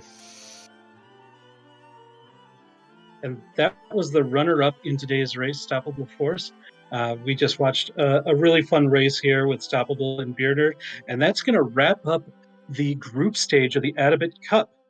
And I just want to thank everybody for joining us today. I want to thank Alchemy for doing the restream today, Moonblaze Wolf on the tracking, and also on the supplying us with information during the seed, because we don't see everything. And I want to thank my co-commentator, Nth. It was really fun commentating this race with you today. Absolutely, and thank you as well, Rex. It was a great time. I believe with that, we are going to be sending you all over to one of the newer faces in the community, Ryune, who is doing some practice seeds. Remember, no spoilers on this race, and we will catch you all in the brackets starting a week from tomorrow. Have a good week off, everyone. Thanks for watching.